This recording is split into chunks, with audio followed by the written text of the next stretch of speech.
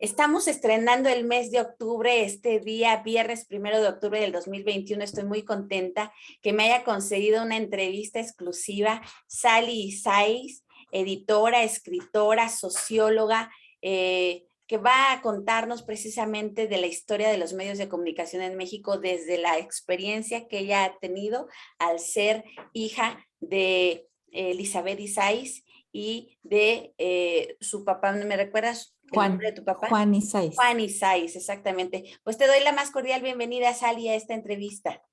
Gracias, Aleida, es un gusto participar y pues sí, hay mucha historia, hay mucha historia que contar.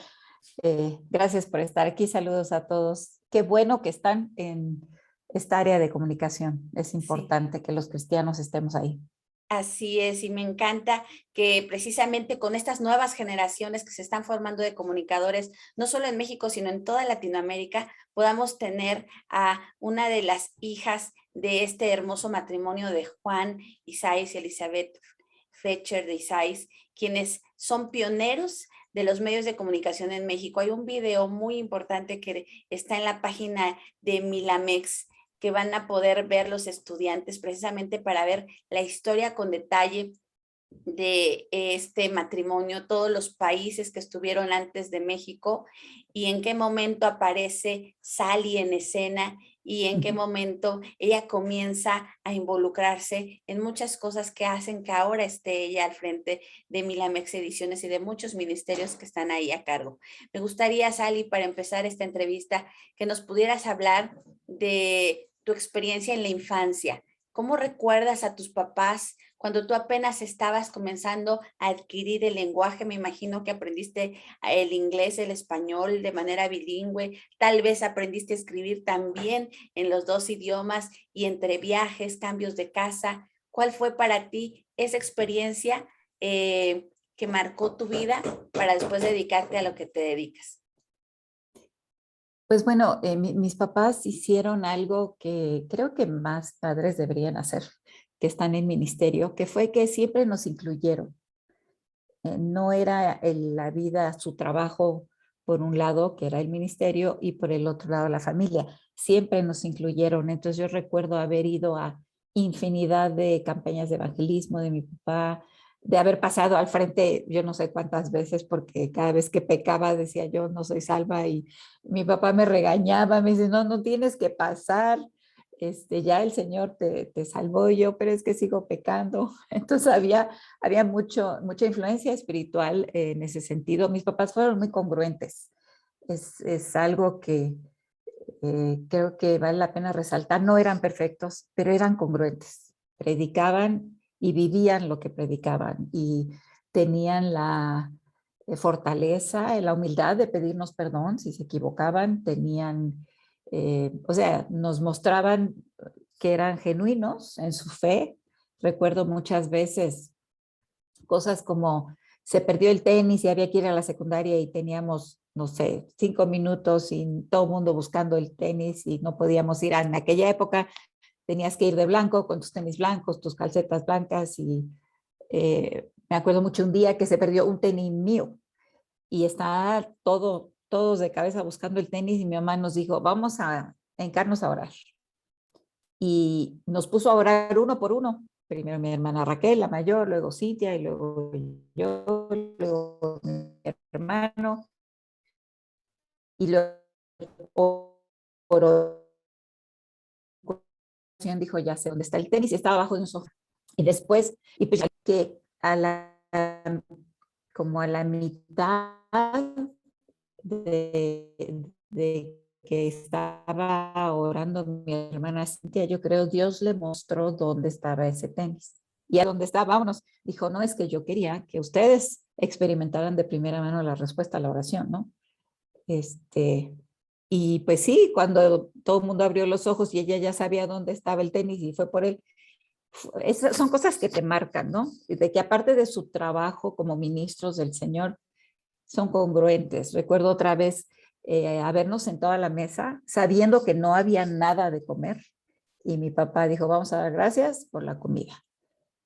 Y en lo que orábamos, nosotros teníamos o tenemos la costumbre de la fecha de tomarnos las manos para orar antes de los alimentos.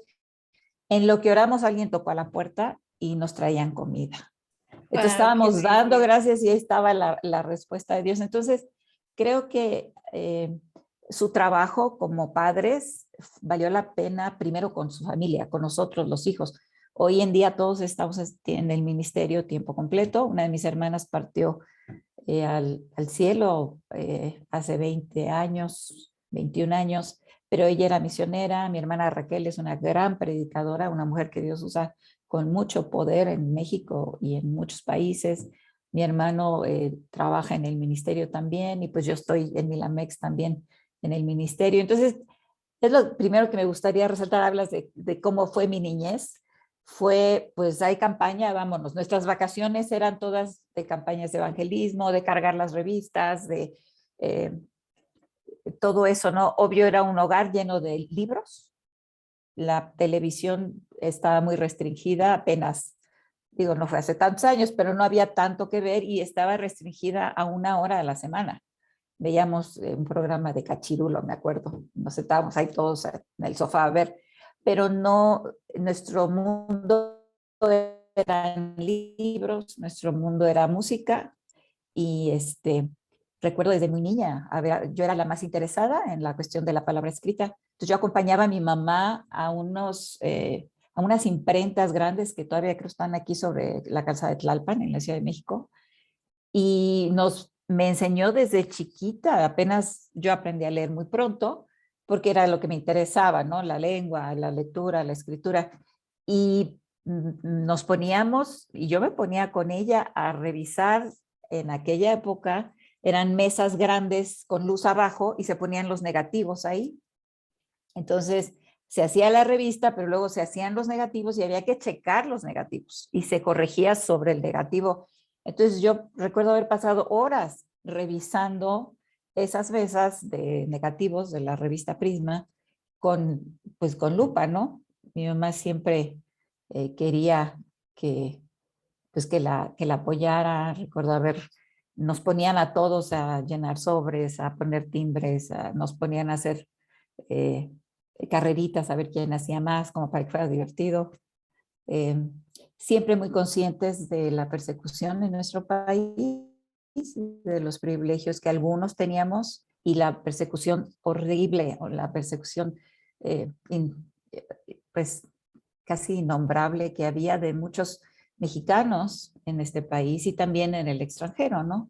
Mi mamá siempre tuvo un corazón, perdía sueño, perdía peso, siempre andaba mandando noticias al mundo de lo que pasaba en México, ¿no? De que sí hay persecución y es una persecución religiosa donde la gente paga con su vida. Siento que una de las cosas que tenemos hoy en día es que las nuevas generaciones no aprecian que muchas de nuestras libertades se pagaron con sangre. Y no fue hace tantos años, ¿no? Una generación o dos, eh, se pagó un alto precio por eso. Entonces, bueno, no sé si eso contesta a tu pregunta, a lo mejor te di más información de la que Sí, quería. Sally, qué interesante esto que mencionas, porque precisamente tus papás que se dedicaron al evangelismo y las misiones, su primer campo misionero fue su familia, sus hijos. Es decir, esta congruencia que mencionas es lo vivo para el interior de mi familia, para mis hijos, y los hago parte para que ellos también hagan su labor con la gente que les tocó crecer, que por lo que vi en este video de historia, pues les tocó moverse de ciudades, viajar. Te preguntaba lo de si les enseñaron a expresarse de manera oral y por escrita en ambos idiomas, español e inglés. Sí, siempre. Mi mamá nos hablaba en inglés, nos llevó a una iglesia donde se predicaba y todo era en inglés porque quería que tuviéramos el idioma. Mi papá pues en español. En casa, se, por la idea de que vivíamos en México, pues querían que aprendiéramos inglés, entonces mi mamá nos hablaba en inglés, pero si había alguien que no hablara inglés, estaba prohibido hablar en inglés. O sea, era por cortesía. Los que no entienden, hablemos en español. Y me quedó muy claro, no se vale, ¿no? Hablamos en lo que todo el mundo entienda. Entonces, sí, desde chiquitos nos hablaron en ambos idiomas y obvio en escribir en ambos idiomas y leer en ambos idiomas y cantar en ambos idiomas. Sí, fue muy bilingüe en la educación, no solo bilingüe, bicultural. Mi mamá apreciaba mucho las costumbres de México y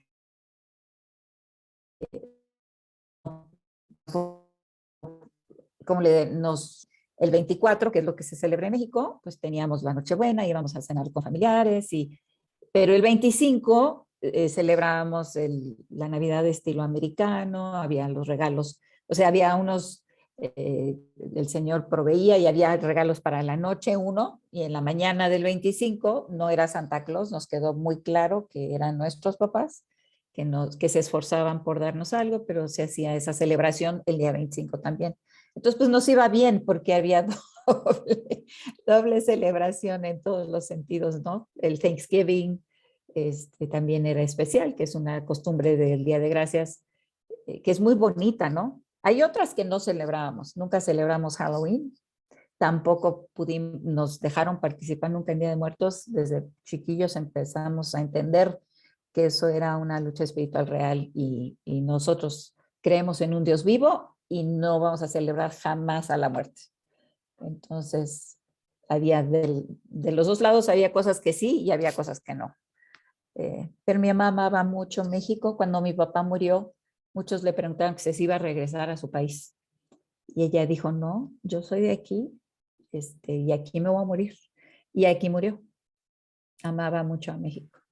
Y es una vida de entrega a las misiones y es muy interesante el giro que en su momento dieron de esas campañas evangelísticas en zonas de bajos recursos por diversos países de Latinoamérica y su arribo a México y cómo ese periódico de la marcha que hizo en distintos países lo llega a hacer a México, pero me interesa mucho preguntarte cómo inició Prisma, porque me llamó mucho la atención saber que inició como un inserto de uno de los periódicos más importantes de novedades en México, inició como una columna ahí en novedades. Entonces, ¿qué es lo que tú recuerdas de tu mamá a la hora de que en México comienza a involucrarse en el periodismo con un Bueno, mensaje que no se daba?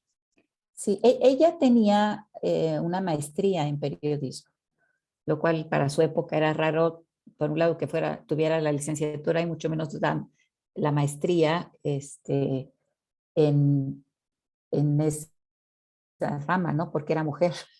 Y no, pero venía de una familia que apreciaba mucho el estudio y entonces la empujaron mucho y Dios le dijo en una visión, ella le preguntó al Señor, ¿qué quieres que haga con mi vida? Y él le dijo, quiero que eh, saques tu maestría en periodismo, vende tu piano para pagártelo, porque ella era concertista, tocaba piano y órgano, y desde muy joven venía de familia de músicos. Y Dios le dijo, le habló así audiblemente, le dijo, quiero que vendas tu piano, que pagues tu maestría en periodismo en la universidad tal, y que te vayas a América Latina con la misión latinoamericana para servirme. Entonces ella tenía muy a lo que iba y iba como periodista. Entonces, cuando llegaron a México, ellos llegaron en el 64 y lo primero que ella se dio cuenta fue que el 21 de marzo había una marcha grande que hacían los evangélicos al hemiciclo a Juárez. Y al ir a esa marcha, dice que había miles de personas y ningún periódico lo reportó. Y ella estaba furiosa. Dice, no es posible, este es un movimiento grande y nadie, ni siquiera una mención, compraba todos los periódicos que había y los leía con lupa, y nadie mencionó que había habido un encuentro de miles de creyentes evangélicos. Entonces ella decidió, necesita ver, la iglesia evangélica necesita tener presencia en la prensa y no hay nadie, no hay nadie como evangélico. Estaba el hermano Báez Camargo, que escribía en el Excelsior, tenía su columna, pero algo así como que esto es 100% evangélico no existía. Nadie sabía quiénes éramos, que creía que los evangélicos adorábamos al diablo, etcétera. Entonces, eso fue lo que la hizo avanzar y decir, tiene que haber presencia. Entonces, en agosto de ese mismo año que llegaron a México, o sea, llegaron en febrero, la marcha fue en marzo, y en agosto inició la columna Prisma, que tenía el nombre de mi papá porque pues, tenía que salir con nombre de él, pero ella lo hacía y era básicamente eran noticias de la iglesia evangélica, salía en novedades una vez por semana, no me acuerdo si era sábado o domingo, creo que era domingo, y era una columna chiquita, o sea, pero estaba ahí la columna Prisma. Después en el 67, mi papá él era locutor, y entonces inició en el Domingo de Ramos del 67, porque tampoco había nada en radio, estaba prohibido. Él inició un programa de radio y ese se repetía en varias estaciones a nivel nacional y total que eran 30 minutos semanales en radio. Ese fue el inicio. Gracias a Dios empezó a crecer. Hoy vemos que hasta estaciones cristianas hay. Antes no tiene idea de la lucha para que nos dieran permiso de decir algo que dijera evangélico o cristiano. O sea, era muy, muy difícil. Llegaron a tener como 1000 programas semanales, no solo producidos por Milamex, sino de muchos otros programas. Pero cuando llegó el presidente López Portillo, su esposa, pues ella la pusieron como encargada de medios y comunicación en el país y ella pues no quería a los evangélicos, entonces se canceló todo, todo, de un día para otro. Y fue el fin de una era, porque había mucho trabajo radial que Milamex estaba apoyando y empujando, y etcétera, en esos tiempos. La revista Prisma inició en el 69 y no era en vez de la columna Prisma, sino era la columna Prisma siguió hasta que murió el periódico Novedades, se hacía cada semana, se mandaba al periódico, etcétera. Pero se inició la revista Prisma porque no había, aparte de las revistas denominacionales, estaban la revista de los metodistas, el Faro de los presbiterianos, Asambleas de Dios tenía, pero no había nada que fuera interdenominacional y que fuera evangélico. Entonces se iniciaron en el 69 con Prisma, era una revista tamaño carta, a 2 tintas. En la primera portada salió Luis Palau, es una tinta como verde con naranja, obvio, fue hace muchos años, pero iniciamos con una revista de 36 páginas y con un tiraje de 10,000 ejemplares. A los 10 años, o sea, en el 79, ya había 20,000 ejemplares. Al principio Prisma era cada 4 meses. Luego se empezó a hacer cada 3 meses, entonces salían 4 revistas al año y luego era bimestral. Ya al final era bimestral, cada 2 meses y así duró muchos años impresa. Tuvimos cambios drásticos y bueno, hoy en día Prisma es más bien un conjunto de revistas que es 100% digital. Hemos tenido que cambiar por las razones que todos sabemos, costos, la gente ahora lee más internet, es otro mundo. Y en 1970, muy aparte de Evangelismo a Fondo, que fue tu pregunta original, Evangelismo a Fondo en México inició con En Marcha, y era un reporte de lo que estaba pasando a nivel nacional o a nivel local, dependiendo de dónde había ese movimiento de evangelismo a fondo. Y entonces se publicaba En Marcha. Y En Marcha hablaba de qué hacía tal iglesia, cuántos habían salido a evangelizar, la oración, daba estrategias, pero era igual un periódico para reportar, que eso era parte del Noticiero Milamex. El Noticiero Milamex inició en el 70 y el lema, lo que queríamos hacer era, bueno, son los hechos de Dios en los últimos tiempos. ¿Qué está haciendo Dios en la iglesia? Entonces tenía su sección nacional y tenía su sección internacional. No había nada parecido en esa época. Hoy, gracias a Dios, hay varias publicaciones, unas dedicadas 100% a la persecución. Una parte muy importante del noticiero Milamex era denunciar la persecución tanto en México como en el mundo, ¿no? Entonces había una sección muy importante de persecución. Gracias a Dios ya hay muchos medios, no tantos como quisiéramos. Está Evangélico Digital, hay más revistas. En este tiempo, desde que yo recuerdo, han iniciado muchas revistas y se han muerto. Muchas revistas evangélicas iniciaron, cristianas evangélicas, iniciaron y murieron. Y por misericordia de Dios, mucho trabajo, mucho empeño, pero Prisma sigue. adelante, no hemos muerto. Nos vemos diferentes, estamos diferentes, pero no hemos muerto, ¿no? Entonces, Y eso es pues una gran gracias a Dios proeza. seguimos. Como tú lo dices, es una gran proeza porque muchos medios de comunicación iniciaron, por ejemplo, me recuerdo la revista IPI, Información Punto Inicial, que era también tamaño carta, tenía muy buen contenido. Yo las coleccionaba y llegó un momento en que cerró y pues duele una revista que se consolida, cuesta tanto trabajo llegar a los lectores y de repente cierra. Y en el caso de Prisma vimos que efectivamente se fue acoplando, se fue modernizando. Yo me acuerdo que sí empezó el tamaño carta, pero luego un tamaño más pequeñito, creo que un formato horizontal.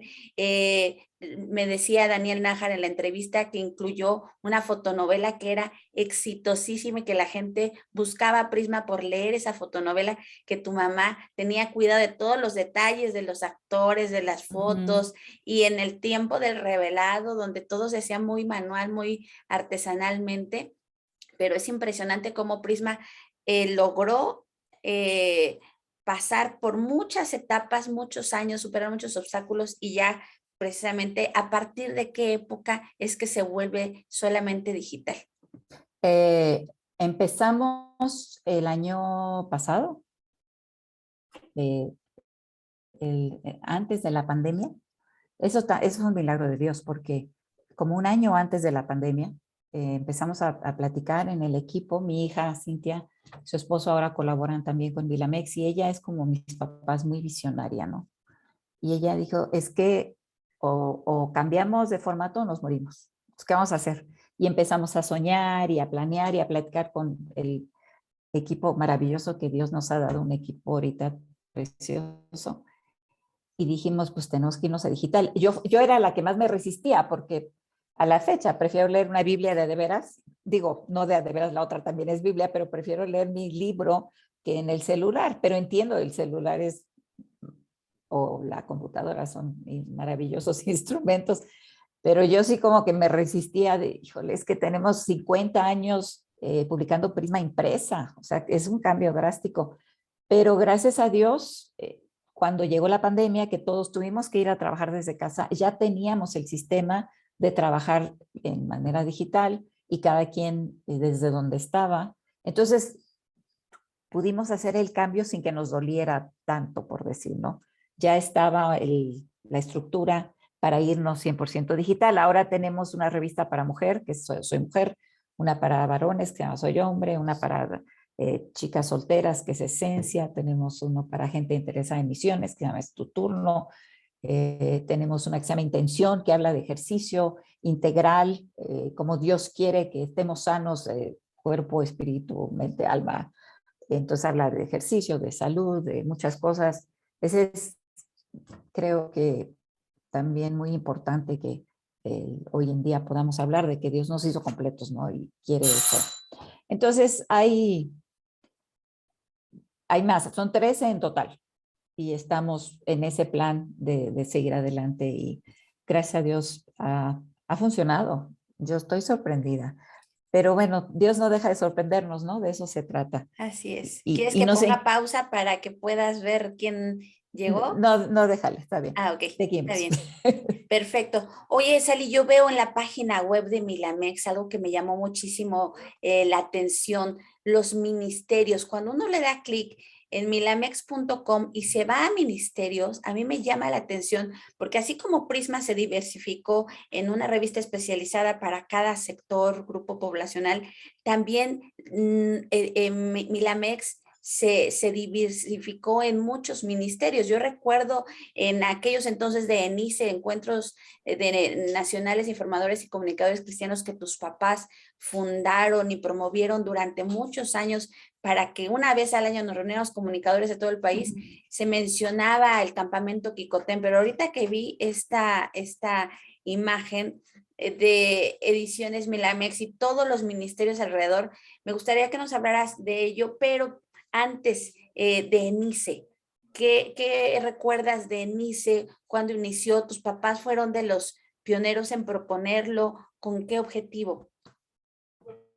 Bueno, mira, antes de ENICE, en el ¿qué año? Ya no me acuerdo bien. En el 69, mi mamá trajo, bueno, mis papás trajeron a un hermano, un escritor que se llama Joe Bailey.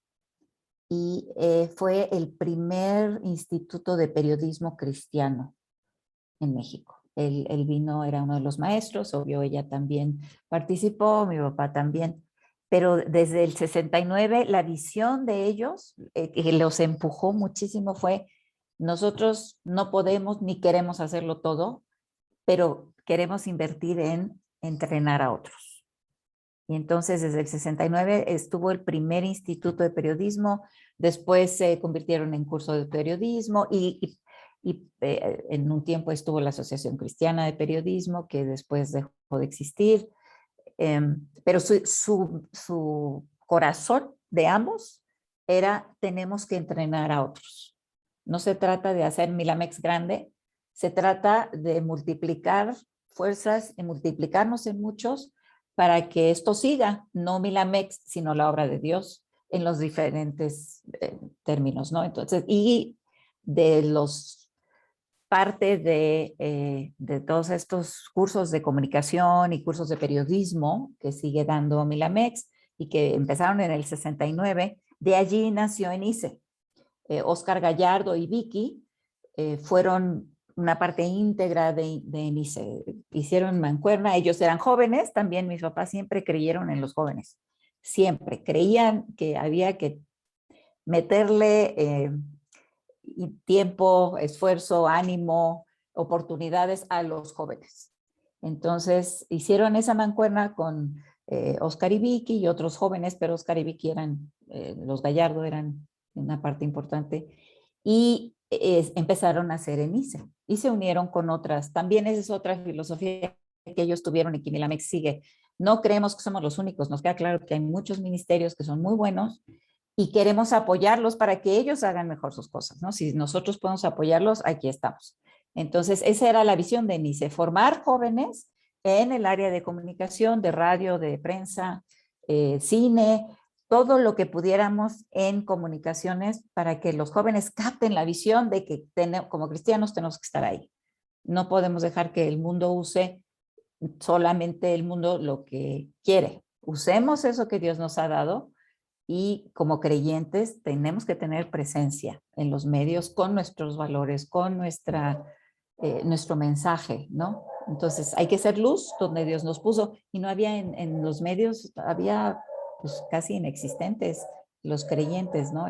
Se consideraba como casi pecaminoso, ¿no?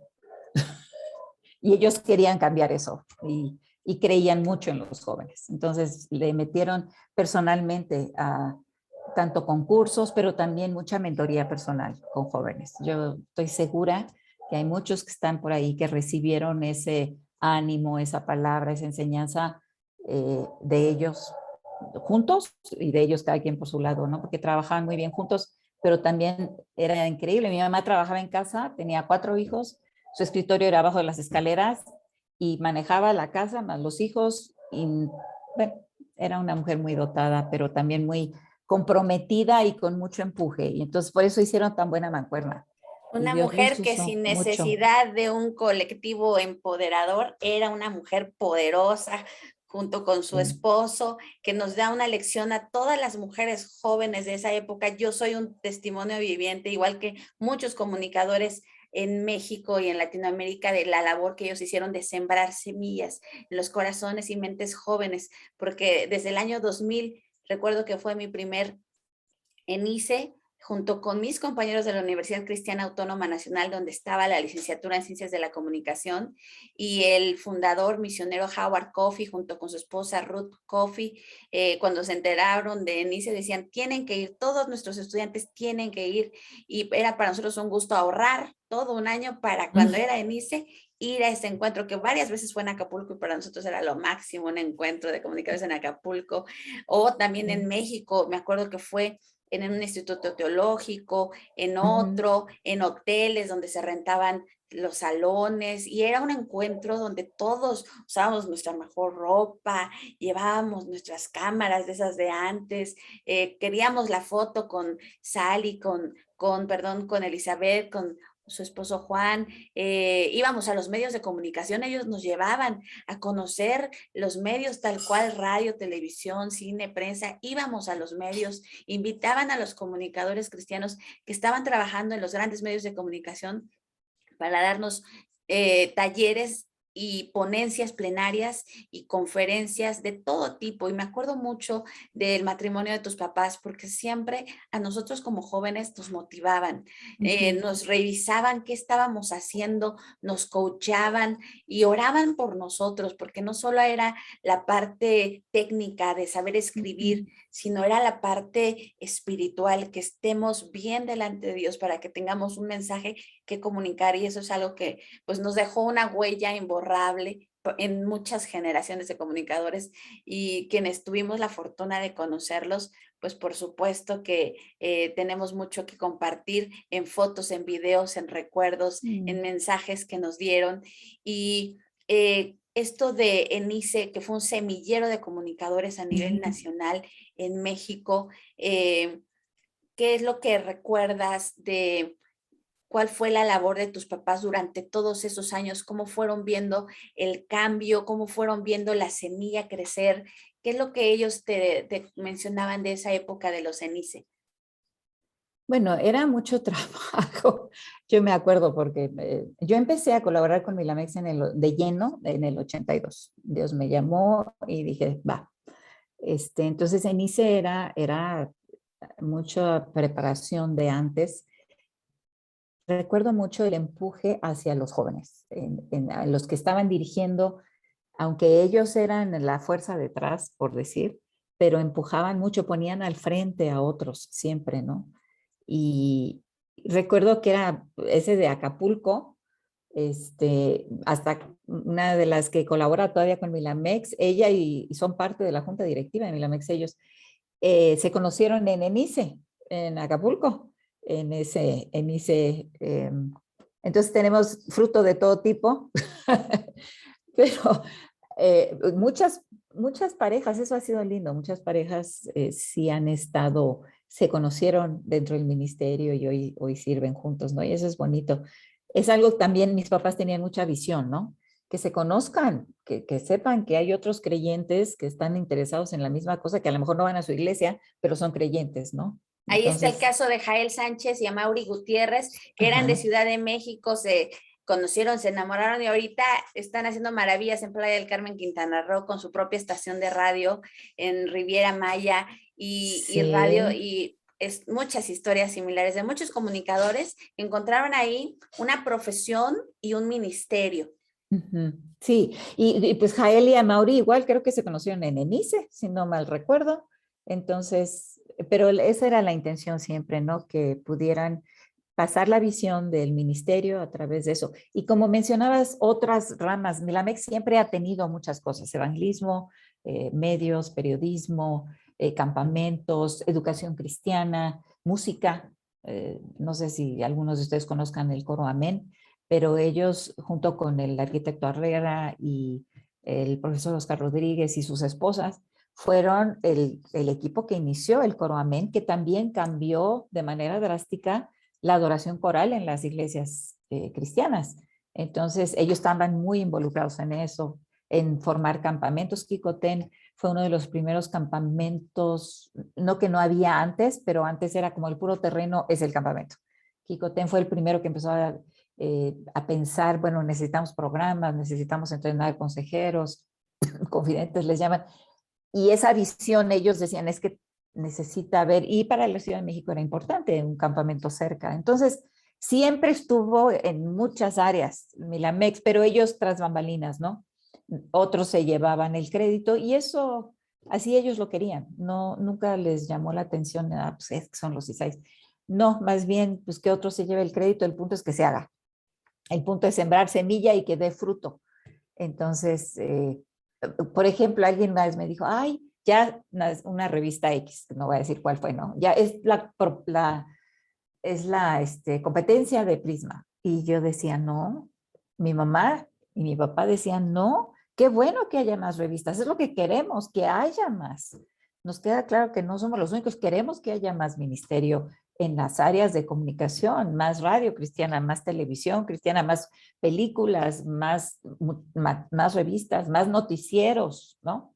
El noticiero Milamés como tal ya no existe, pero hay muchos otros, porque qué padre.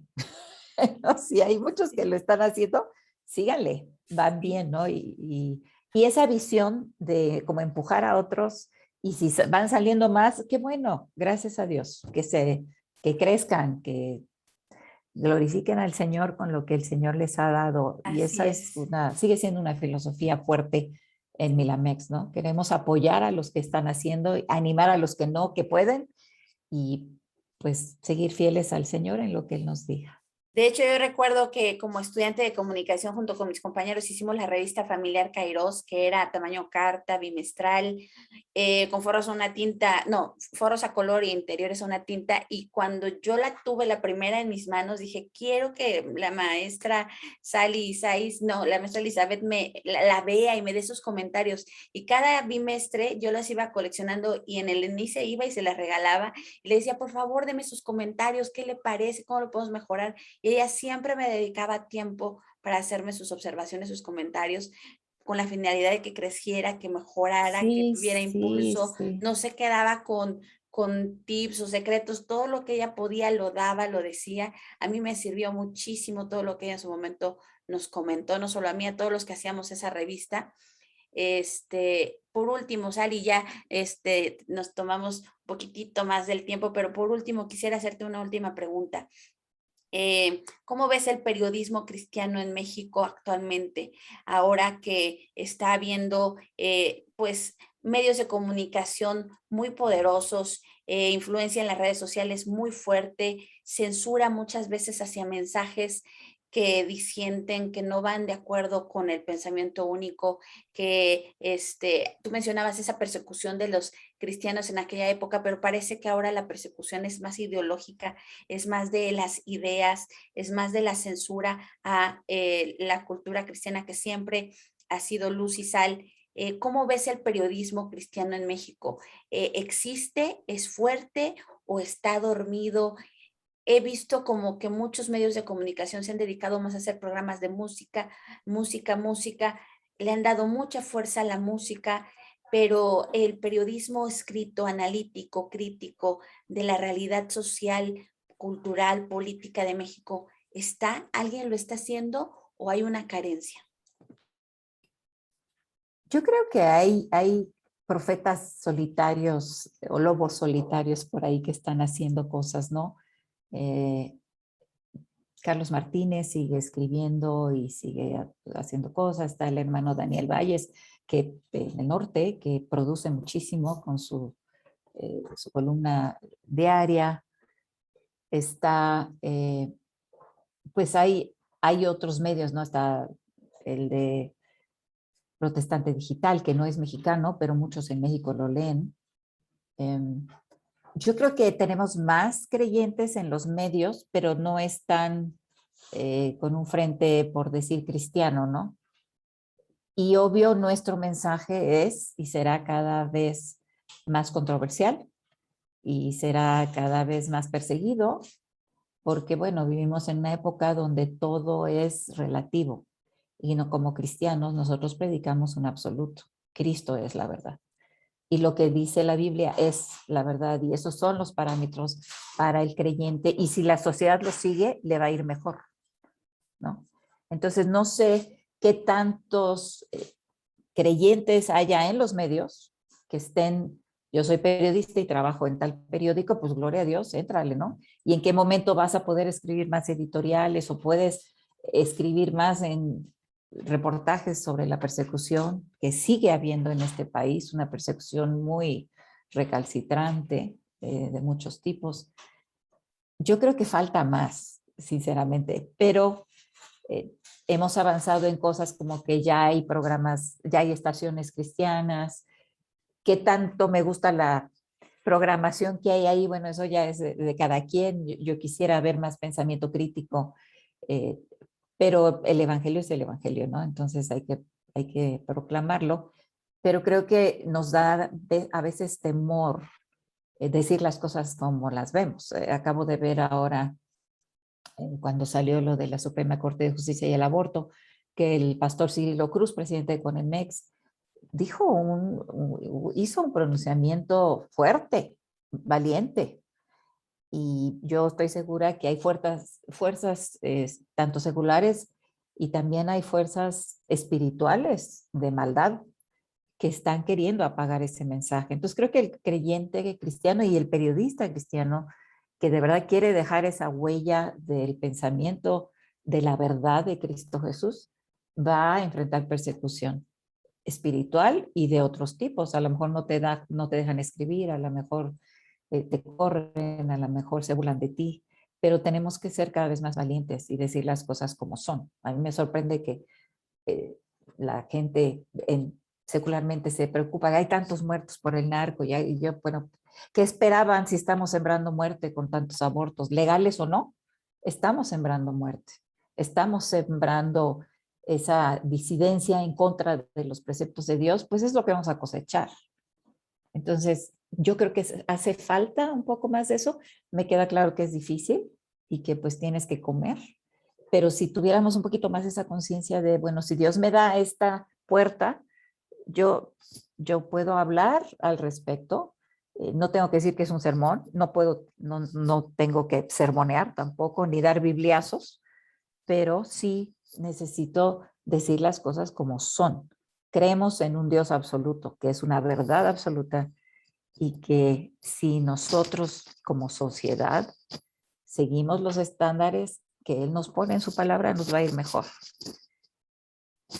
Totalmente de acuerdo contigo, Sally. Gracias por este cierre de entrevista. Me encantó escucharte. Coincido contigo totalmente y espero que estos estudiantes de la licenciatura en comunicación ministerial valoren cada palabra, cada minuto de esta entrevista, y ya te estaré diciendo si me piden una segunda parte para poderla agendar contigo. Con mucho Muchísimas gusto, gracias, gracias. Sally. Dios te bendiga, que Dios les bendiga a todos. Sigan, necesitamos seguir escribiendo. Es un medio muy poderoso. Así es.